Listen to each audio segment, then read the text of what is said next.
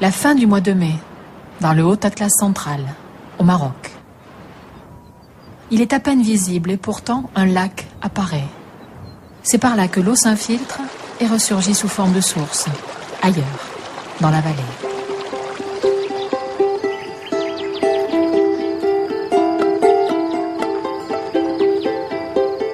Une vallée qui ressemble à une vallée heureuse, à un jardin au milieu du désert, que les Berbères exploitent et préservent à leur manière depuis des millénaires.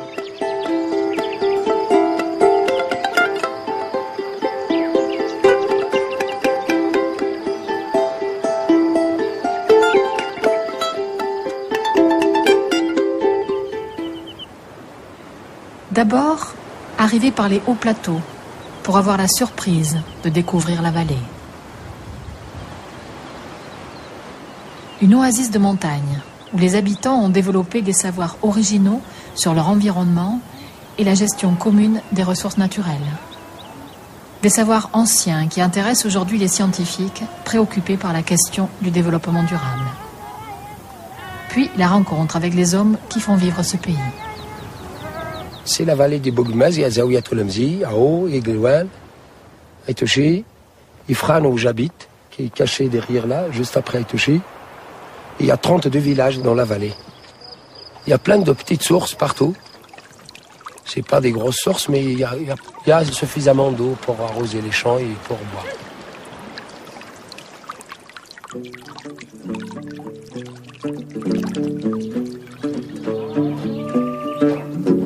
Ahmed est l'un de ces berbères de la montagne que l'on décrit au Maroc comme des gens humbles, discrets, mais aussi résistants et déterminés, qui ont développé cette vallée malgré des conditions difficiles.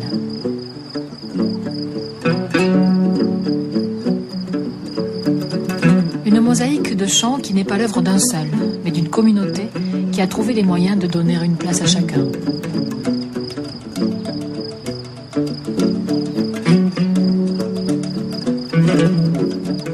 La plus isolée et la plus peuplée des vallées de la montagne marocaine, considérée comme riche par ses voisins, dévoile une organisation minutieuse, complexe.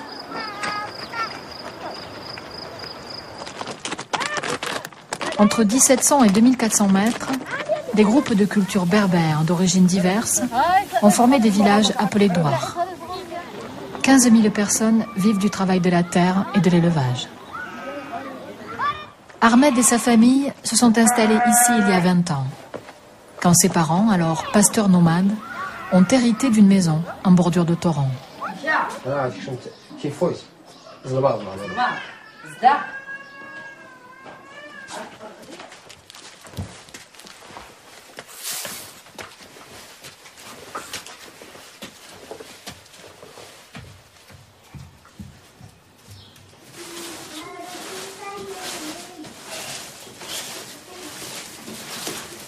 Comme on a arrêté de nomadiser, on a cultivé de l'orge, du blé, du maïs, la patate, du seigle. C'est pas pour vendre, c'est pour nous. On n'en a même pas assez pour nous. Donc, en fait, les animaux mangent plus que nous dans nos récoltes.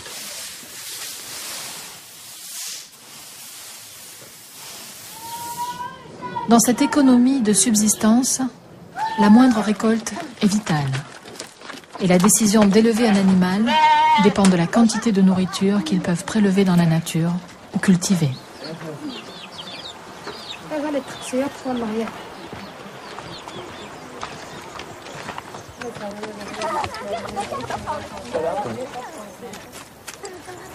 Les femmes travaillent sans cesse dans les champs et dans la maison dont elles ont l'entière responsabilité.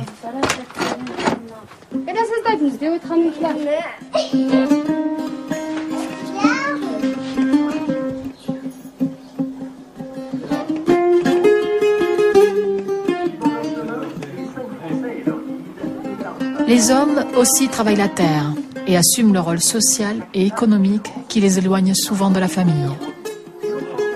Chacun s'inscrit dans un système qui doit faire la preuve tous les jours qu'il est viable.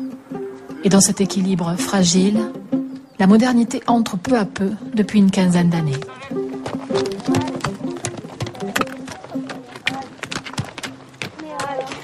Le tourisme reste artisanal mais se développe. Une trentaine de gîtes accueillent les randonneurs qui suivent les guides, des hommes comme Ahmed, déjà agriculteur et éleveur. Depuis quelques années, les manières de faire de ces populations, autrefois considérées comme archaïques, ont pris de la valeur aux yeux des Occidentaux. Et c'est depuis la conférence de Rio et l'avènement du développement durable que les scientifiques s'intéressent aux savoirs traditionnels et étudient leur fonctionnement.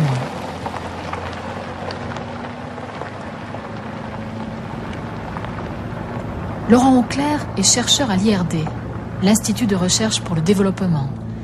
Il a trouvé ici des formes berbères de gestion des ressources. Nous menons dans la vallée un programme de recherche pluridisciplinaire depuis quelques années. Cette recherche est focalisée sur un objet particulier, l'Agdal. Alors l'Agdal, c'est une pratique de gestion dite traditionnelle ou communautaire des milieux pastoraux et forestiers.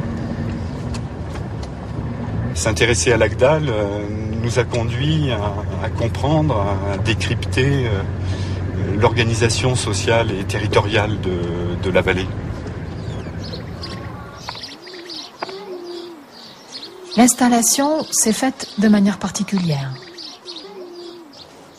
Pour en connaître le déroulement, les chercheurs français et marocains ont croisé leurs observations avec les témoignages des habitants. Quelles ont été leurs priorités? Quelle a été la part des données du terrain dans leurs décisions?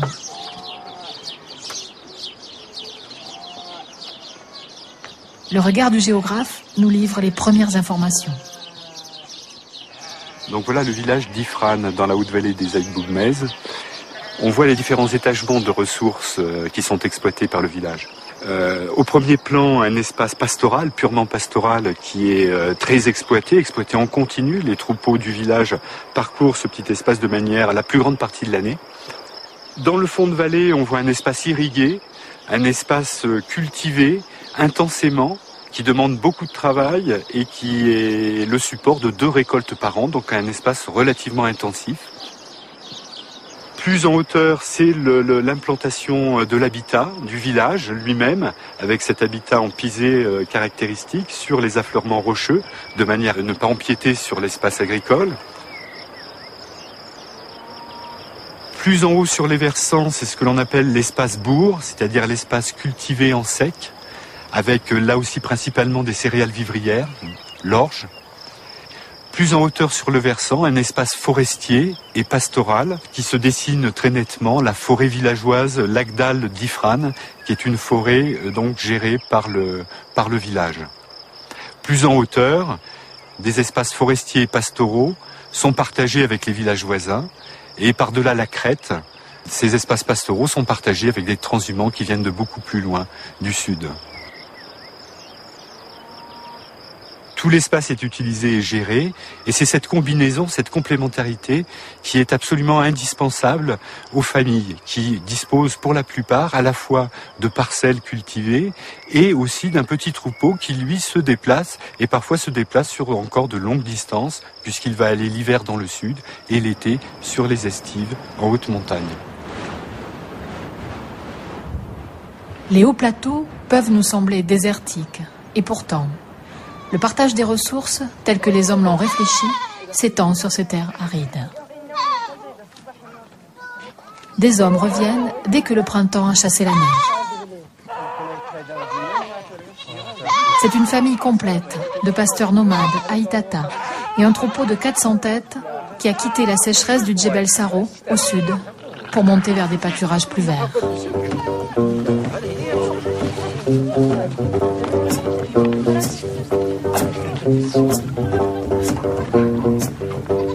C'est leur dernière étape, le dernier jour de marche avant une installation provisoire. Ils ont emporté l'essentiel.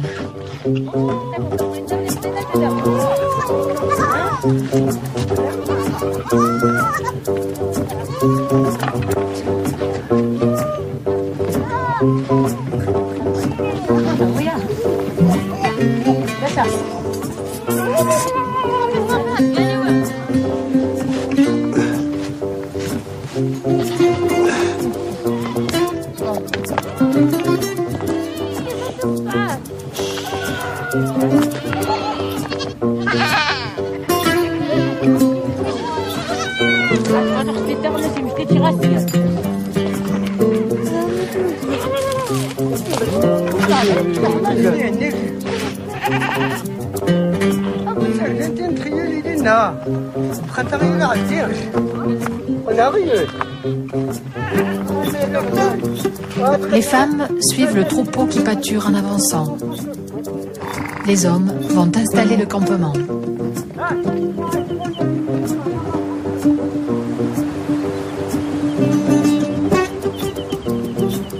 Ils sont encore une cinquantaine de familles à Itata, à transhumer sur ce versant tous les étés.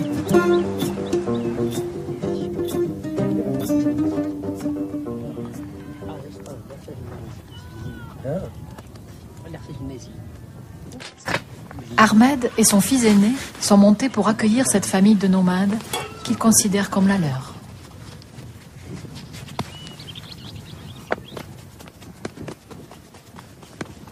Mon troupeau est toujours avec Zaïd, avec les gens qui viennent avec nous là. Vous allez le voir ce soir, ils arrivent par là. On les voit d'ailleurs. Ils sont sur la crête là-bas.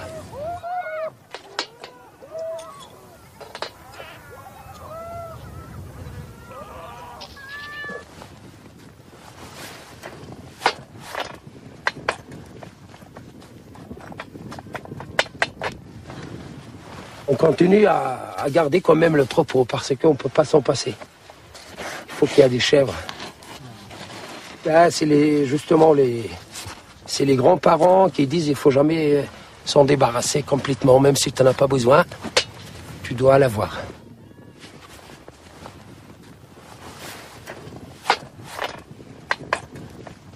En fait, les gens ici... Comme il n'y a pas d'aide d'État, il n'y a pas de retraite, c'est un troupeau qui peut te sauver les moments difficiles. Sinon...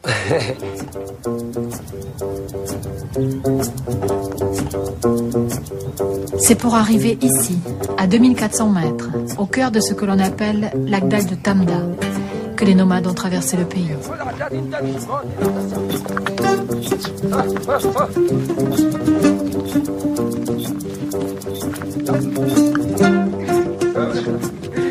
Ce sont des droits de pacage qu'ils ont depuis très longtemps. Ils partagent l'espace avec des éleveurs de la vallée, en place depuis le matin même. C'est le 30 mai, le jour officiel de l'ouverture de ce pâturage, soumis aux règles de l'Agdal. Celui qui arrive plus tôt sera pénalisé.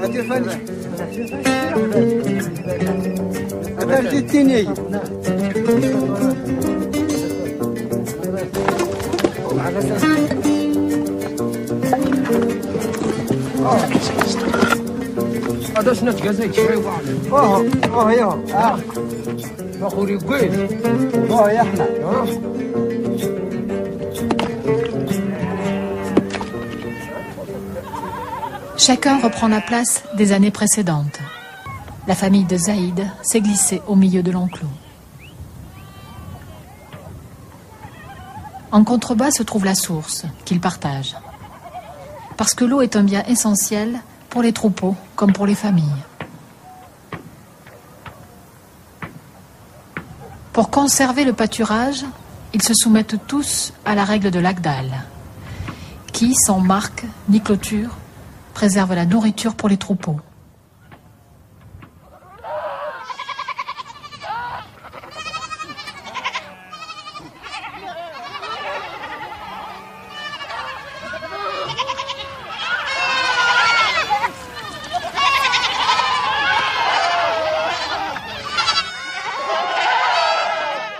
Le troupeau est la première préoccupation des transhumants qui doivent trouver sur place les moyens de survivre sur ce territoire d'altitude.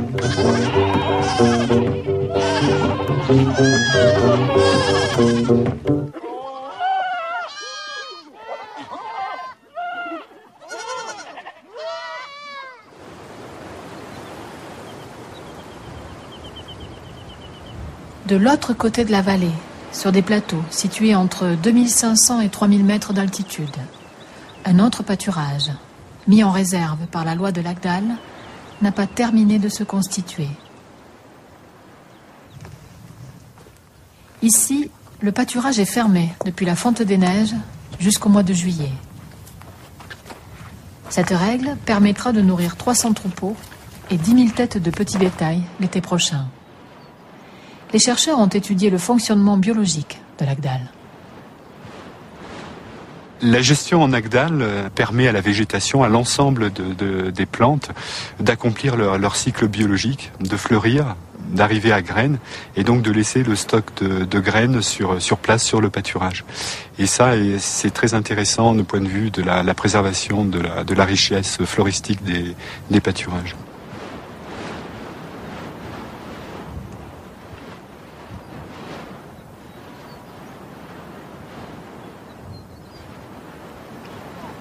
Là, il y a tout un ensemble de xérophytes d'altitude qui ont cette forme caractéristique de coussinet qui leur permet de résister au gel l'hiver et qui sont très épineuses et de se protéger aussi de la dent des troupeaux, notamment les chèvres qui se nourrissent de toutes ces épineux. Des collègues de Marrakech ont montré, en étudiant les dates d'ouverture-fermeture de plusieurs Agdal, qui sont dans des conditions différentes, écologiques, montré qu'à chaque fois, la tradition avait respecté le cycle végétatif des plantes. Et donc l'ensemble du cycle biologique était accompli au moment de l'ouverture de l'Agdal. La tradition. On suppose que ces réglementations existent depuis la fin du néolithique, quand le pastoralisme a commencé. Dans les vallées voisines, le paysage montre d'autres formes d'installation et de gestion.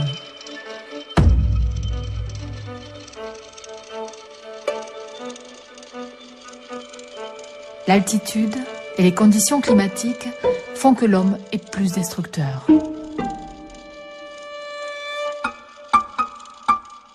Pour ces anciens pasteurs nomades, qui ont fini par rester là où était leur tente, il n'est sans doute pas question de gérer, mais tout au plus de survivre.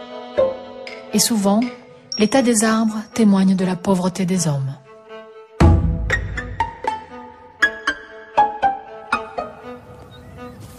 On soupçonne que la haute montagne est habitée aussi pendant les mois d'hiver et que ces arbres étranges sont une ressource. Ces arbres, c'est des genévriers torréfères qui poussent en altitude. Et c'est là, on est à 2006. D'après les gens qui ont étudié l'arbre, ils ont compté les cernes, ils ont dit qu'ils ont au moins 1000 ans. Pourquoi ils ont cette forme? Parce qu'on coupe les branches tous les hivers. Qu'on donne aux chèvres, aux brebis, aux mulets, aux vaches, aux ânes. C'est très nourrissant, il y a beaucoup de résine dedans. Et du coup, l'arbre prend des formes différentes d'un arbre à l'autre. Il pousse sur les côtés, il pousse... Aujourd'hui, c'est protégé par les forestiers, mais plus ou moins, il y a des endroits où ils ne contrôlent pas.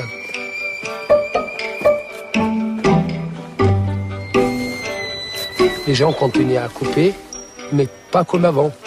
Parce qu'avant, ils faisaient tout. Les planches, les poutres, tout.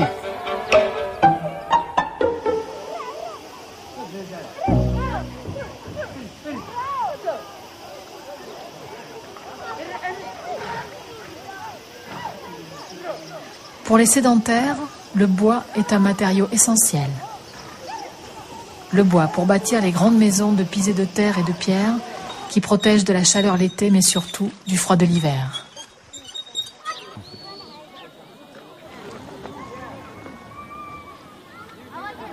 Une architecture simple, de pièces rectangulaires, modulables, qui peuvent accueillir des familles de 15 à 20 personnes. Mohamed Zaki, agriculteur et guide, viendra s'installer bientôt ici avec ses enfants. Tout le bois qu'on voit ici vient de la région. Il y a des peupliers, des genévriers, des chênes verts, tout ce qu'on trouve, quoi. On utilise aussi des petites touffes qu'on met autour des toits. C'est une plante qui pousse dans la région qu'on appelle l'orminis. L'avantage de cette plante-là, c'est que les tiges ne s'abîment pas trop avec le temps. Et les tiges qui sont un peu longues, les évacuent les petites gouttes loin du mur.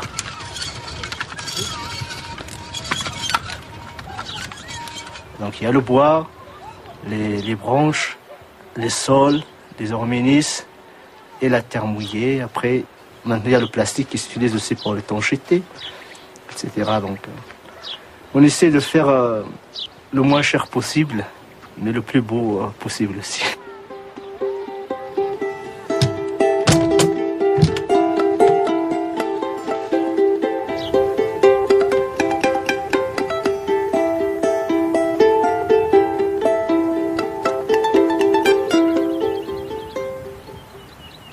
Pendant longtemps, la forêt a été présente sur presque tous les versants non cultivés des montagnes. Elle protégeait la vallée contre les glissements de terrain et les coulées de boue. Aujourd'hui, on ne la retrouve plus que dans des réserves. Elle est en principe gérée par l'État marocain, mais ici, les lois coutumières prennent le dessus sur les lois de l'État. Les villageois s'autorisent à l'exploiter en fixant eux-mêmes les conditions. Ici, on est dans l'Agdal d'Iskatafon, qui est un Agdal essentiellement composé de genévriers.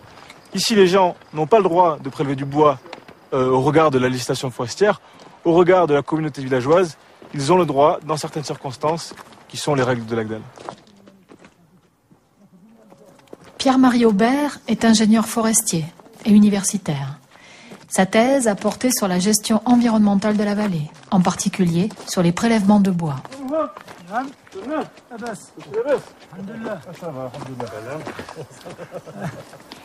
La coupe de bois de construction, elle est autorisée lorsque on fait la demande auprès de Takbilt, auprès du village. On construit sa maison, on a besoin de bois pour faire sa maison, et donc on est autorisé par Takbilt à aller couper un certain nombre de poutres et de perches de genévrier.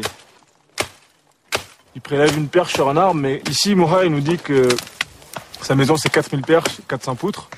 En fait, il a utilisé beaucoup de bois parce que dans le village, il y a beaucoup de bois.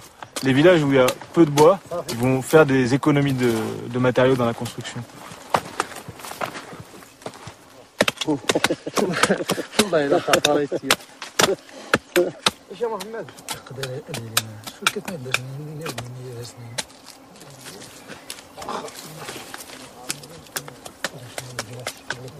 28.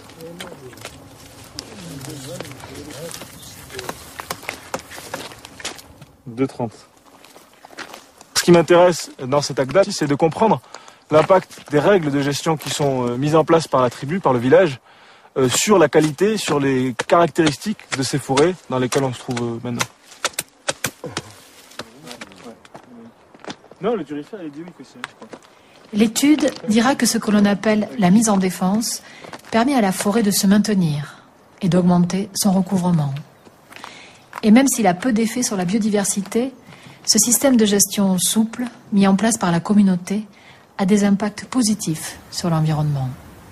On peut comprendre que sans cet interdit de l'Agdal, la déforestation aurait été plus importante.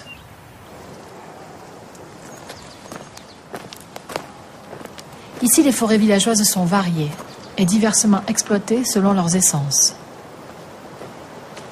L'Agdal d'Ifran, proche du village, est l'une des plus belles forêts de chênes verts de la vallée. Au moment les plus durs de l'hiver, elle devient très convoitée et la réglementation est très précise. Cet espace est interdit de coupe pendant la plus grande partie de l'année. Il est ouvert en hiver, seulement 1 semaine à 2 semaines, quand la couche de neige est suffisamment importante pour empêcher le déplacement des troupeaux, que les familles du village sont autorisées à venir ici s'approvisionner en feuillage pour nourrir leur bétail. Sur cet espace-là, il y a on pourrait dire presque une prolifération de règles. Il y a des quotas, notamment un droit qui a une charge par famille et par jour en période d'ouverture. Il y a aussi des règles de sélectivité des essences, c'est-à-dire qu'on n'a pas le droit de couper des genévriers, par exemple, dans cet espace. Seulement le chêne vert. Et puis il y a aussi des secteurs qui sont ouverts à la coupe chaque année, avec rotation entre les différents secteurs de l'Agdal.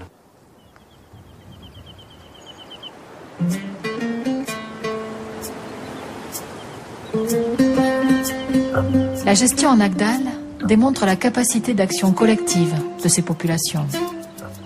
Ils partagent, de cette manière, les principaux risques d'une installation dans des conditions qui restent difficiles.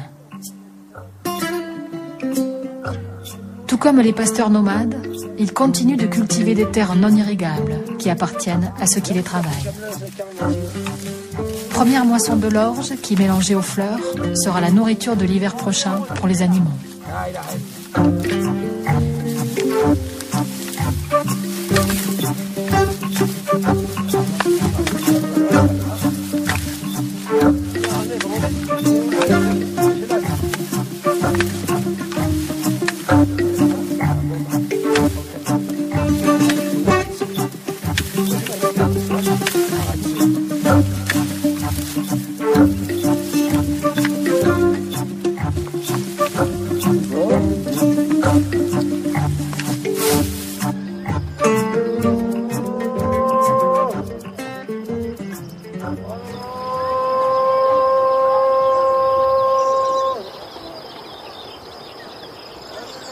Dans ce jardin aux limites invisibles, rien n'est naturel et en même temps, on se prend à en douter. Il semble que les hommes et la nature aient trouvé un accord. Mais qu'on ne s'y trompe pas. Ce beau tableau peut être balayé par de violents orages de la fin de l'été qui changeront la rivière en torrent, qui détruira alors les ponts et couvrira les champs de cailloux. Tout a sa raison d'être dans ce paysage, alors on se prend à deviner la vie des gens. Ici, la patience et le travail de tous qu'il a fallu pour épirer ce champ de bord de rivière.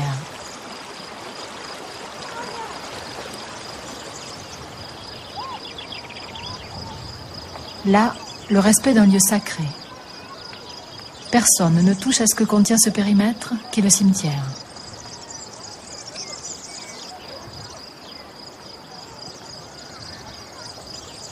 De l'organisation politique ancestrale, héritée du temps des grandes tribus berbères, il reste une gouvernance locale.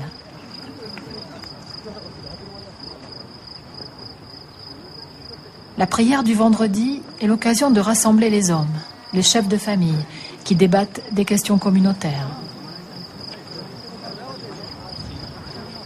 L'entretien des biens communs que sont la mosquée ou les canaux d'irrigation, la gestion des agdals, l'entraide pour les gros travaux.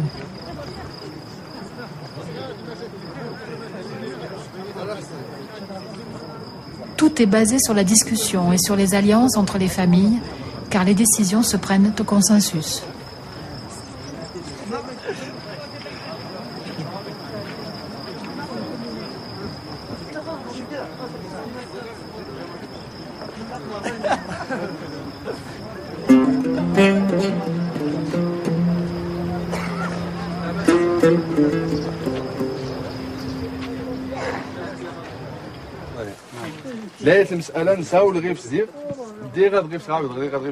Une manière de faire qui permet par exemple à ces chefs de famille de participer à des réunions d'information organisées par les techniciens agricoles sur la culture des pommiers. Une nouveauté ici, au-dessus de 2000 mètres.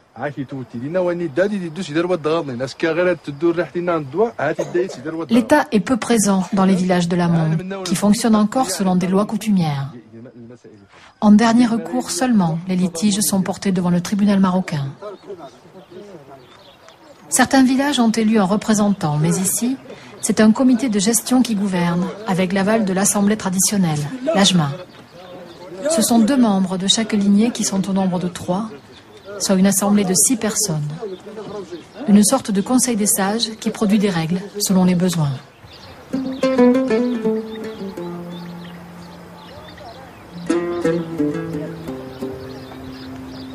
Quand le village a été détruit en partie par une coulée de boue, le comité de gestion a pris des mesures pour préserver l'avenir. Le doyen du village est son porte-parole.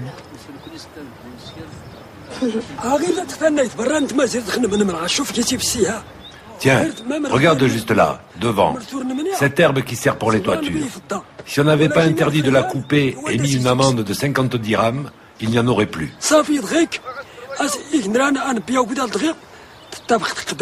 Maintenant, quand on veut couper du bois dans l'Agdal forestier, la communauté se met d'accord et monte un projet qui servira pour tout le monde. L'année dernière, on a coupé une partie de la forêt et avec la vente du bois, on a acheté le taureau.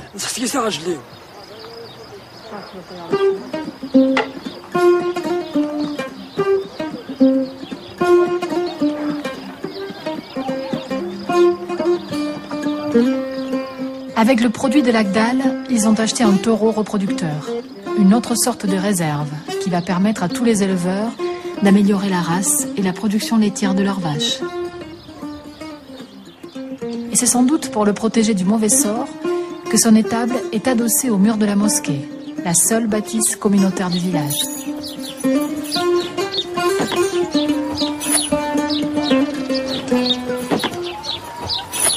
L'exemple du taureau est intéressant parce que là, ça déborde un petit peu des façons de faire, on pourrait dire traditionnelles.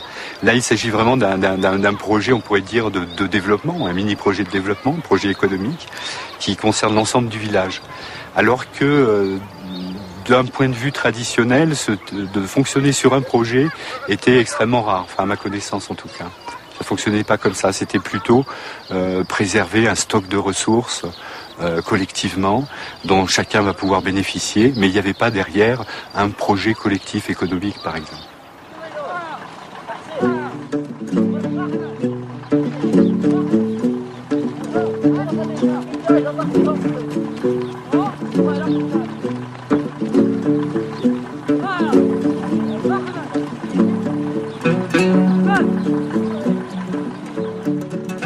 Ces projets économiques et sociaux montrent le dynamisme des formes de gouvernance villageoise qui gardent leur spécificité.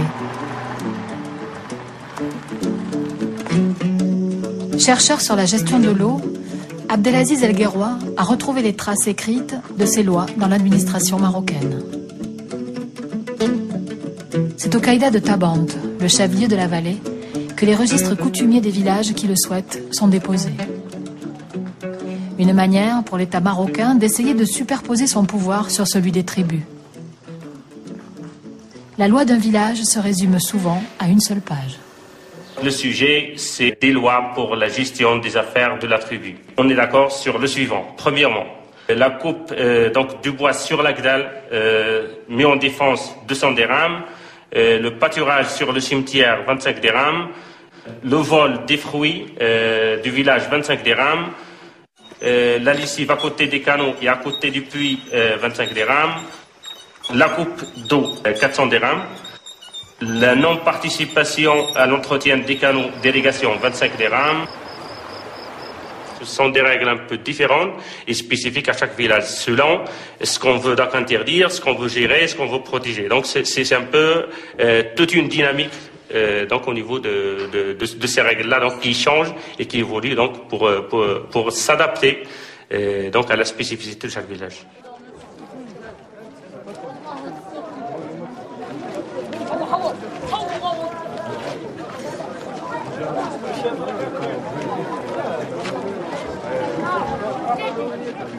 Le souk de Tabant est le lieu et le moment où les pasteurs, les éleveurs et les cultivateurs de l'ensemble de la vallée se rencontrent une fois par semaine.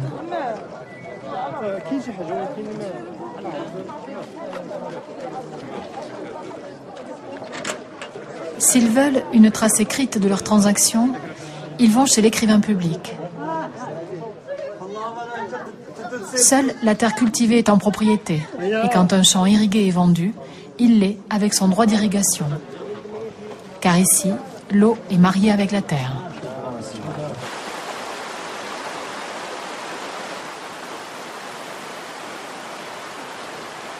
L'eau surgit d'un coup. Et elle vient des sources, des résurgences souterraines. Le débit est imprévisible et pourtant vital. Alors, ils ont conçu des systèmes souples. D'avril à octobre, l'eau prise à la source ou dérivée du torrent est répartie pour irriguer les champs. Cela doit permettre 2 récoltes par an. La gestion de l'irrigation exige une coordination des plus attentives.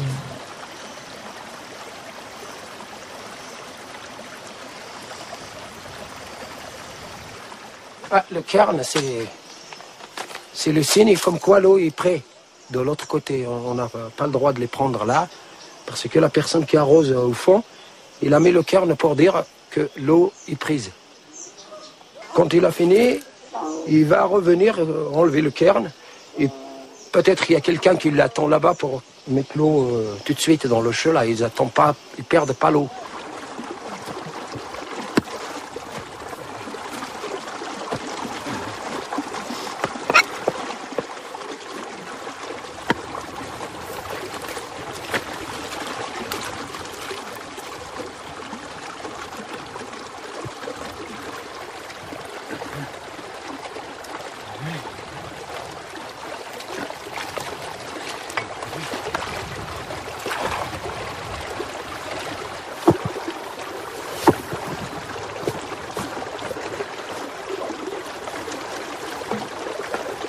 L'eau est distribuée d'amont en aval, selon la succession topographique des parcelles.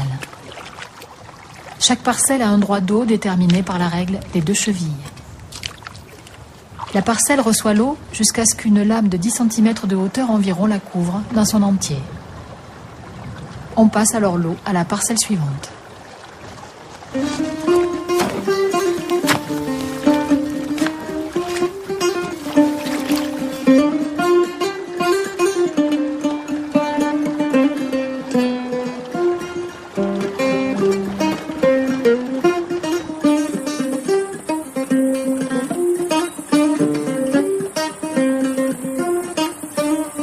Il y a des conflits entre les villages il y a longtemps. Parce qu'il y en a qui veulent plus, c'est normal, il y en a qui veulent plus d'eau que l'autre. Du coup, il y avait des problèmes, il y a des gens qui se tuent, il y a des gens qui se vengent, qui prennent le troupeau de l'autre, qui met le feu à la maison. Il y avait tous les problèmes qu'on veut. Mais quand même, ils sont arrivés à mettre le système en ordre. Que là, on sait que c'est aujourd'hui, c'est là, t'as pas à aller ailleurs. C'est bien étudié, on n'a plus à chercher. Et on sait que c'est un tour de rôle. Une fois que tu n'es pas venu au bon moment, t'attends la semaine prochaine. L'eau suit son cours. À chacun de la récupérer, à son tour. Si les hommes assument les tours de nuit, le jour, ils confient ce travail aux jeunes, qui peu à peu assimilent les mécanismes de l'irrigation traditionnelle. Ils ont inventé des systèmes de répartition simples mais ingénieux qui fonctionnent dans les cas d'abondance comme de pénurie. Aussi, par souci d'équité, la distribution ne se fait pas en volume, mais en temps d'eau.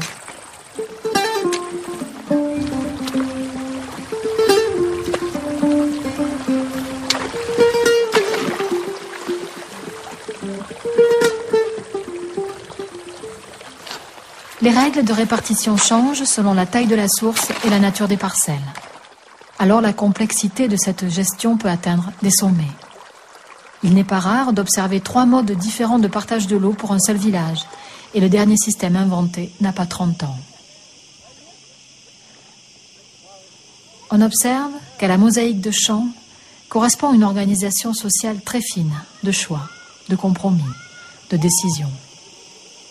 Ce sont des systèmes un peu qui ne sont pas figés, c'est des systèmes flexibles qui changent tout le temps. Donc c'est cette dynamique-là, donc c'est cette capacité de changement, d'accepter l'innovation, donc qui a permis à ces systèmes de continuer jusqu'à aujourd'hui. Sinon, il aurait pu disparaître, donc ça fait longtemps. c'est l'intelligence, je dirais l'intelligence paysanne, l'intelligence de l'élégant et l'intelligence donc de ce berbère de la haute montagne donc qui essaye donc de vivre dans une réalité très difficile et qu'il essaye d'adapter.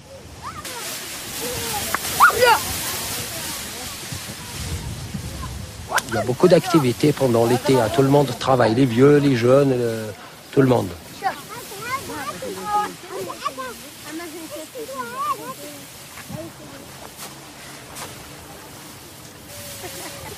On met la ficelle comme ça pour qu'elle nous montre la bonne direction. Comme ça, on fait pas on lance pas pour rien. On lance de la bonne direction. Et comme ça, on a tout la paille là, à l'est. C'est le vent d'ouest hein, avec lequel on fait le vannage.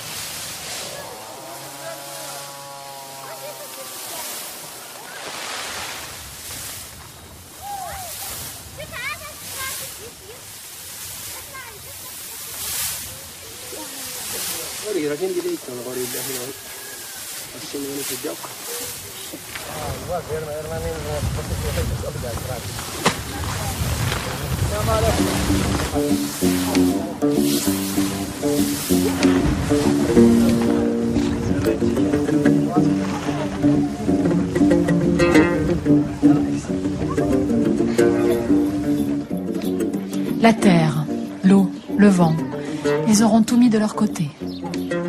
Avec une sagesse ancienne, ils continuent de résoudre des problèmes nouveaux. Et malgré les difficultés et l'isolement, ils sont toujours là et ils sont plus nombreux. La population de la vallée a doublé au cours de ces 50 dernières années.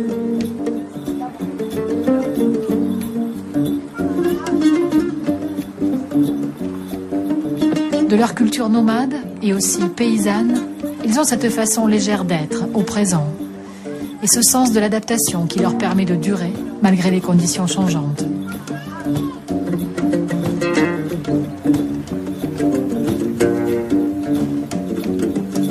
En étudiant cette vallée exemplaire, les chercheurs ont rendu lisibles des modèles de gestion et de partage des ressources hérités d'un passé lointain.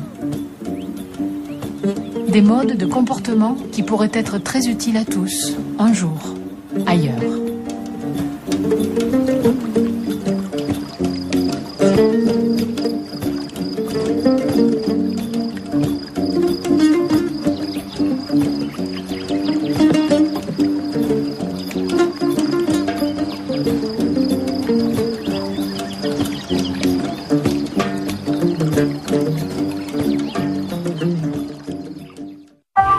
Dans un instant, les porte-conteneurs